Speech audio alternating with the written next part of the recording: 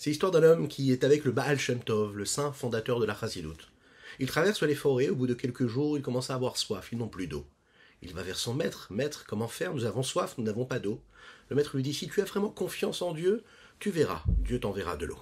Les heures passent, et là, ils font la rencontre d'un homme qui est en train de courir à la recherche de ses chevaux perdus. Tu cherches tes chevaux, mais nous avons soif. Est-ce que tu as de l'eau? Bien sûr, j'ai de l'eau. Prenez de l'eau. Cet élève se tourne vers son maître et lui dit, mais comment est-ce que vous avez fait cela? Et là, le maître de répondre, eh bien, tu vois, la confiance en Dieu fait que cet homme-là, depuis 3 jours, il est déjà en train de te chercher pour te donner à boire de l'eau. L'homme est constitué de millions d'atomes. Il ne maîtrise pas du tout ce qui se passe dans son être.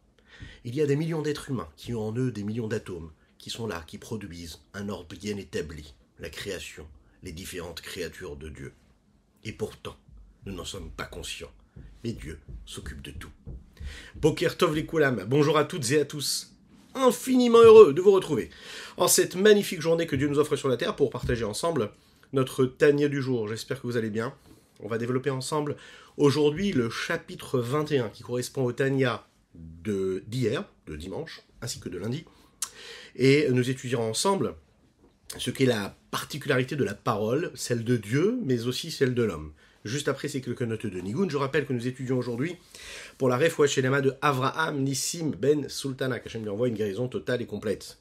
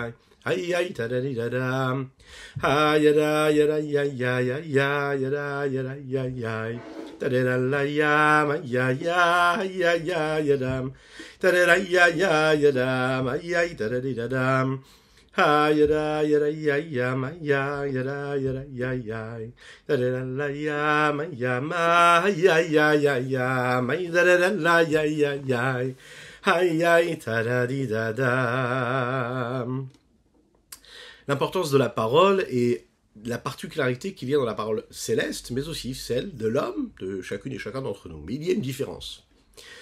Celle de Dieu, c'est une parole en fait, en résumé, ce que nous avons développé bien sûr, qui elle ne se sépare pas de ce que Dieu est. Lorsqu'un homme parle, sa parole se détache, se sépare de ce qu'il est, et elle prend son envol et elle va vivre sa petite vie à elle. Lorsque Dieu parle, la parole et Dieu c'est une seule chose, c'est l'unicité de Dieu qui s'exprime. On perd le mot que nous prononçons. Il ne nous appartient plus. Le mot que nous avons prononcé, parfois positif, parfois négatif, on aimerait retenir les mots qui nous échappent. On aurait rêvé et aimé ne pas avoir dit telle et telle parole, tel et tel mot à telle et telle personne, dans un moment de non-maîtrise de nous, pour ne pas dire de colère parfois. Ça fait partie vraiment des différentes vertus que l'homme pourrait avoir à travers la parole. Et la parole, c'est une arme. C'est dit dans les textes que la parole c'est comme une flèche qu'on est capable d'envoyer. Une fois que tu as libéré cette flèche-là, eh bien, elle voyagera, elle ira où elle doit aller, et puis elle pourra faire du bien, comme l'inverse du bien. On ne peut pas rattraper une flèche qui a été envoyée. Elle est déjà partie. Nous n'avons plus de maîtrise.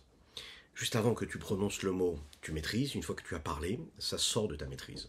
On ne pourra jamais savoir ce qu'elle deviendra, cette parole-là, et on n'est même pas conscient de l'influence que peuvent avoir les mots qu'on prononce. C'est la raison pour laquelle parfois il y a des gens étrangers, d'autres personnes qui vont même répéter les mots que nous avons dit, et puis des fois détourner ce que nous avons dit pour d'autres causes. Et les mots qu'on prononce, il s'avère aussi qu'ils soient interprétés d'une manière différente, non convenable. On a parfois envie même d'effacer des mots que nous avons prononcés. Nous n'étions pas conscients de leur impact, de leur influence, de ce qu'ils sont capables de causer. La Torah nous parle aussi de l'importance des mots et de la puissance extraordinaire et phénoménale qu'ils peuvent avoir, ces mots-là.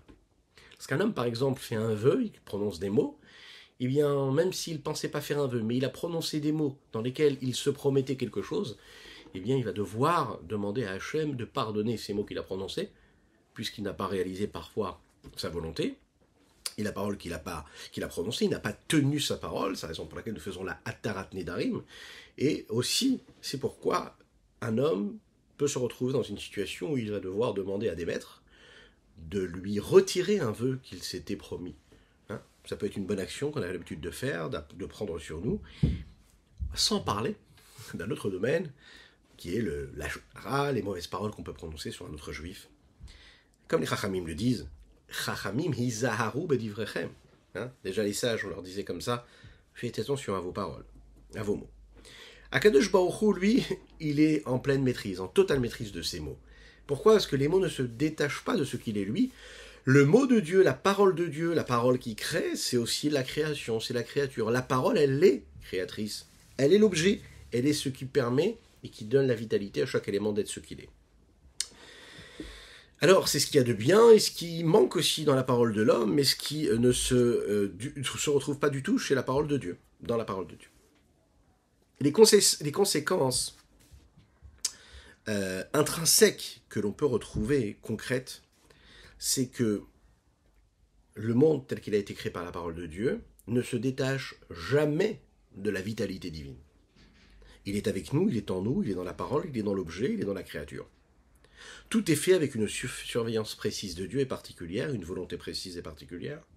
Ce sont les miracles qui peuvent arriver dans la vie d'un homme, les miracles que le monde vit à chaque moment de la vie. Ce sont donc les lois de la nature habituelles, qu'on a l'habitude de ne même plus constater comme étant des miracles, puisque ça nous paraît totalement naturel. C'est aussi des conséquences qui nous font oublier que Einon Milvado, que Dieu est au-dessus même de ce qu'il crée, dans le sens où ce que nous voyons, nous, qui nous paraît comme quelque chose d'étant, est en fait, en réalité, nul face à ce que Dieu est, et tout en même temps face à ce que je vois. C'est Dieu qui est tout est Dieu. Pour Akadosh Baruch Hu, une fois que ces mots ont été prononcés, ils sont peut-être créateurs, mais en fait, ils sont rien par rapport à ce que Dieu est, puisque Dieu est tout. Nous ne sommes en réalité que comme la matière qui est façonnée par celui qui façonne.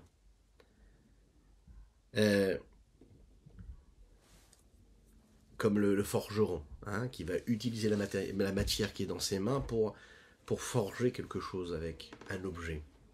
Il va le transformer. Et Dieu nous a créés, il a créé toutes les créatures, et nous sommes là pour bien comprendre qu'Akadosh Baruch Hu, de cette créature-là, qui traverse les siècles, il peut créer, il crée, et ce changement en réalité, c'est un changement constant, en permanence, un changement perpétuel, qui est juste en fait une évolution d'une matière qui a déjà été créée. La vertu de Dieu n'est donc pas la vertu de l'homme. Vous connaissez cette fameuse histoire de Rabbi Hanina. Il est raconté comme ça qu'un jour, un Erev Shabbat, veille de Shabbat, Rabbi Hanina entre dans le salon, la salle de séjour, on va appeler ça comme ça, et puis il voit que sa fille est triste. Il lui dit, ma fille, pourquoi est-ce que tu es triste? Sa fille de lui répondre, je me suis trompé. Au lieu de mettre les mèches de Shabbat, pour les bougies de Shabbat, dans de l'huile, je les ai mis dans du vinaigre. Et donc je suis très triste, puisque ça ne va pas brûler dans le vinaigre, ça ne brûlera jamais. Rabbi Hanina regarde sa fille, sûrement avec un joli sourire, et il lui dit, ma fille, sache que celui qui a dit à l'huile de brûler, il dira au vinaigre de brûler aussi. Pour lui, c'est tout à fait possible. C'est Dieu.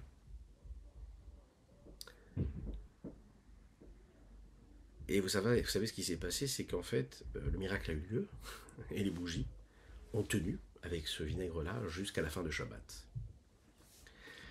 À tel point que le texte nous dit qu'ils ont pu même faire la Havdalah et utiliser cette bougie-là, cette lumière-là, pour faire la Havdalah ensuite. Qu'est-ce qu'il veut dire ici, Rabbi Hanina? Dans les textes, il est dit que celui qui a dit à l'huile de brûler, il dira, et il peut dire aussi, au vinaigre de brûler.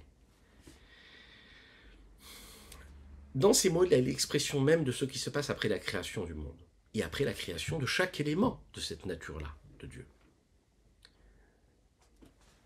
L'huile, en ce qu'il a de particulier en ce qu'il est lui-même, n'a pas la possibilité de brûler. Qu'est-ce qui fait que l'huile brûle? C'est parce que celui qui a créé l'huile dit à l'huile, tu vas brûler. Qu'est-ce qui fait qu'il brûle? C'est pas la matière, mais c'est le fait que Kadosh Baruch Hu lui-même décide que ça brûle. Donc, Rabbi Hanina a dit, celui qui a dit à l'huile de brûler, eh bien, il peut faire en sorte que le vinaigre aussi pourra brûler. Puisque tout est régi par la parole de Dieu, donc ils sont en pleine maîtrise de Dieu, donc il a la possibilité de changer la fonction à ce moment-là de l'huile et du vinaigre. C'est comme dans la vie de tous les jours de l'homme. Dès l'instant où les problèmes arrivent dans la vie d'un homme, les soucis du quotidien, ça reste des soucis dès l'instant où il les regarde avec sa vision à lui des choses. Mais dès l'instant où on comprend qu'il y a quelqu'un au-dessus des problèmes, au-dessus des solutions, au-dessus des personnes que l'on côtoie qui peuvent nous poser ou pas un problème, des éléments de la vie de tous les jours qui nous créent, par exemple, les soucis. Et parfois, ça peut être concret. Du vinaigre, ça ne peut pas brûler. Ça n'est pas de sa nature. Oui, mais Dieu, il est au-dessus de ça. Même si sur le papier, il n'y a pas moyen, ça ne peut pas passer. C'est pas normal. Ça ne peut pas se passer. Il y a tout sur le papier qui te montre que c'est du vinaigre. Et que ça ne pourra pas devenir une bougie. Ça, c'est dans la normalité des codes, des critères, des barèmes naturels. Mais dès l'instant où tu fais appel à Kadosh Baruch Hu, qui lui est au-dessus de toute la nature, c'est lui qui crée, c'est lui qui a façonné, c'est lui qui a donné les règles. Et là, tu fais appel au Créateur, à ce moment-là, ben lui, il peut changer tout, il n'y a pas de problème. Si tu sais avoir véritablement confiance en lui, tout se passe comme il faut. Comme ce qu'il faut. C'est Hachem qui décidera comme ça doit se passer. La parole, c'est donc un dévoilement de ce que Dieu est. On va regarder dans les mots ce que le Rabbi Shlomo Zalman nous dit ici. Perek Chafalef, chapitre 21. La vertu de Dieu n'est pas la vertu d'un homme de chair et de sang. Lorsqu'un homme parle, le souffle de sa parole qui est dans sa bouche. Au moment où il parle, il est ressenti. C'est vu comme et considéré comme quelque chose de différent de ce qu'il est. Mouvdal Mishorcho, séparé de sa racine.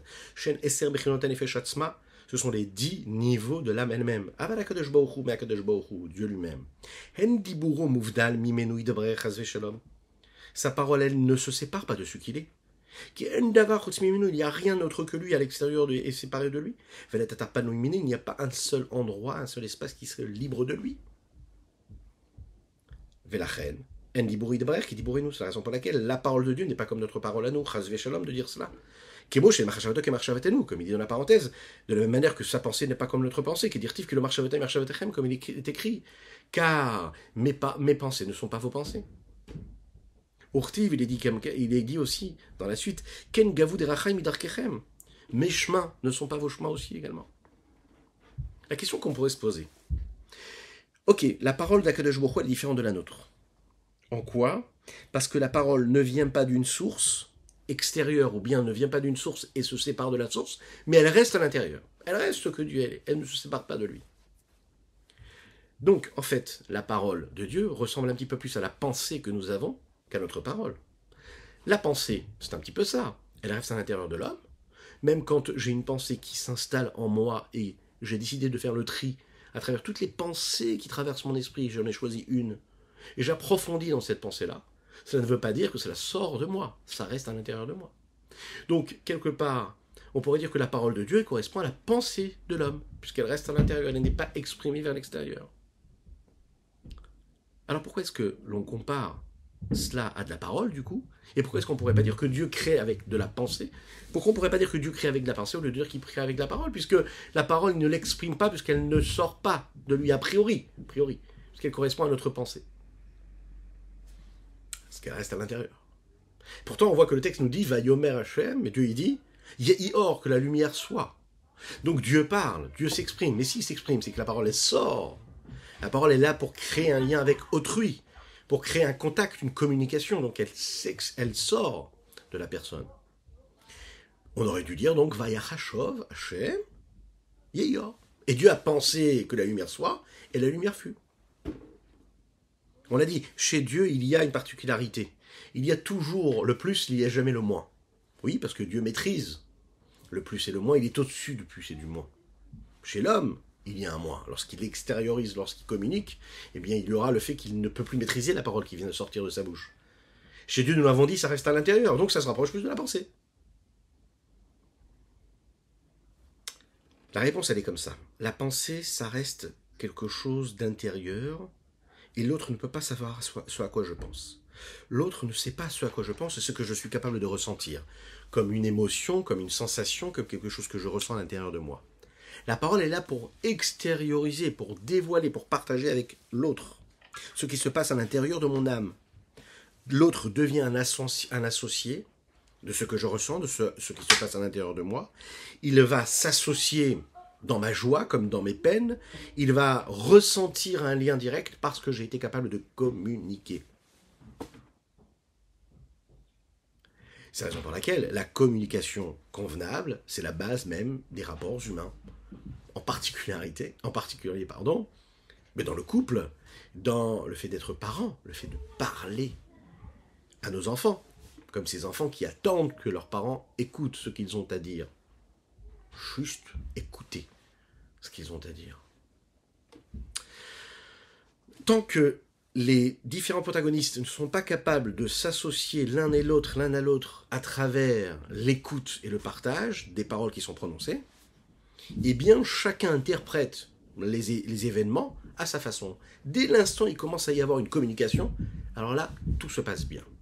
Souvent, nous avons parlé du couple et de l'éducation, c'est souvent ce qui crée malheureusement les conflits. On ne parle pas du tout de la même langue, dans le même langage, on ne parle pas du tout des mêmes problèmes, et nous n'avons pas du tout la même vision. Mais dès l'instant où la communication s'installe, on commence à comprendre qu'est-ce que l'autre est en train d'attendre de chacun, de nous. On peut avoir un grand discours, mais dès l'instant où on écoute ce que l'autre a à dire, donc lui sort de son petit monde, et nous sortons de notre petit monde, il y a ce que nous appelons la communication, et la communication dans la Torah, dans la Chassidut, c'est appelé une association. C'est-à-dire que dès l'instant où j'écoute ce que l'autre il a à me dire, je m'associe à lui, je m'attache à lui. Et comme j'écoute ce qu'il a à me dire, je m'attache à lui, du coup, eh bien, nous ne devenons qu'un. Et à ce moment-là, on peut se comprendre beaucoup plus. Alors maintenant, quand il y a deux personnes, par exemple, qui n'ont pas du tout la même vision des choses, qui se sentent en réalité dans deux planètes différentes, eh bien, on va le voir, particulièrement quand on va créer ce contact et cette communication-là, on va utiliser la parole, on va se rapprocher de celle de Dieu, et on va être justement capable de créer des ponts à travers et entre des mondes totalement contraires l'un de l'autre. Parce que la parole elle est créatrice, chez l'homme aussi, elle aura cet aperçu de création-là, de capacité de création que Dieu a et qu'on pourra retrouver chez l'homme. Si on utilise la parole et la communication de cette façon-là, avec cette volonté-là de créer quelque chose, eh bien là, on pourra créer réellement des ponts, même avec des avis qui sont a priori, et des mondes qui sont a priori totalement contraires. Parce qu'il y a eu de la communication, et que dans la communication, il y a de la parole, et la parole, elle se rapproche de la création.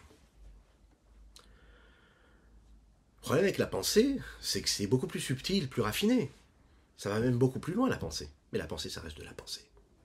Si je reste dans ma pensée, et la personne en face, elle reste dans sa pensée, eh bien chacun se crée un monde où on est capable de créer, de façonner, de bâtir des empires, des châteaux de sable. Mais il s'effondre rapidement. Parce qu'on n'aura même pas besoin de souffler dessus, puisqu'une pensée annexe pourra venir prendre la place et faire partir et disparaître cette pensée-là. La pensée, c'est bien, mais ça ne crée pas. C'est là qu'on peut voir en réalité pourquoi est-ce que Dieu utilise la parole. La parole, c'est du concret. C'est une façon de matérialiser ce qui était potentiellement faisable et imaginable dans notre pensée, ce qui va donner naissance à l'action d'ailleurs, alors que la pensée, elle reste uniquement dans le domaine du rêve, de l'imaginaire. Lorsque l'on parle, on est capable de faire bouger les choses. L'expression même qui se reflète à travers la création du monde, bien avant que Dieu même ait parlé, c'est que déjà il a pensé le monde, il a voulu le construire, l'imaginer et le créer. Mais cette pensée-là, bien que c'eût été la pensée de Dieu, c'est resté quand même une pensée, celle qui était à l'initiative, on va dire, de cette création du monde, elle restait spirituelle. pendant les 6 jours de la création, Dieu va dire les 10 paroles. Et en parlant, il va faire descendre ce projet-là de l'imagination à la concrétisation, à la matérialisation, du potentiel au réel. Il va donc assumer et bâtir et créer ce monde-là et faire en sorte que sa volonté elle va se réaliser, quoi. C'est la raison pour laquelle la Torah nous dit à un moment dans le texte, c'est très intéressant, il dit « Vayeichem » et ce fut ainsi. Dieu dit que la lumière soit, et ce fut ainsi. Cette parole-là, quand on y fait référence par rapport à la création du monde, c'est aussi une parole de Dieu qu'on peut retrouver en rapport avec la parole qui est utilisée entre Dieu et les prophètes, et les Nevi'im. Et on va le voir que ça va être différent en fonction des Nevi'im, des époques, des périodes de l'histoire du peuple juif. Et quand il va parler par exemple à Moshe Rabbeinu, on en parle en ce moment dans notre parashiot, de les parashiot que nous lisons en ce moment, il dit comme ça, Vaïdaber Hashem el Moshe les morts. La précision, elle est faite dans quoi? Elle est vécue dans le fait que la parole ici va dévoiler la volonté de Dieu. Elle n'est pas juste le fait de concrétiser, de matérialiser quelque chose qui était dans un potentiel, parce que dans cette parole-là, il n'y a pas une création, il y a juste un contact, une communication, et une recommandation et un ordre qui est donné à Moshe Rabbeinu. Il n'y a pas une création comme il y a pu y avoir à travers les mots et les paroles qui ont créé le monde. Tant que Dieu n'a pas dit sa volonté, on ne peut pas savoir quelle est sa volonté. On ne peut pas comprendre quels sont ses mitzvot. Dès l'instant où il est dit, alors à ce moment-là, il dévoile sa pensée. Donc la parole de Dieu, c'est appelé une parole et non pas une pensée. Pourquoi? Parce que la parole, elle a une notion de dévoilement, là où la pensée reste quelque chose qui est intériorisé et qui ne se dévoile pas.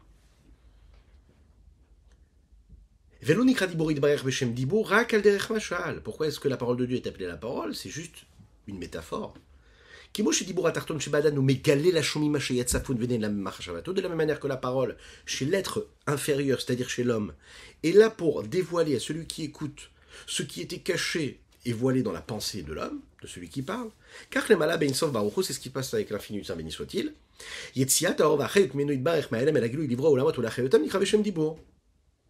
Le fait de faire sortir cette vitalité, cette lumière de l'infini, saint béni soit-il, qui était voilée vers quelque chose de dévoilé et de créer des mondes, et de les faire vivre à chaque instant. Parce que Dieu a fait vivre ces mondes-là à chaque instant.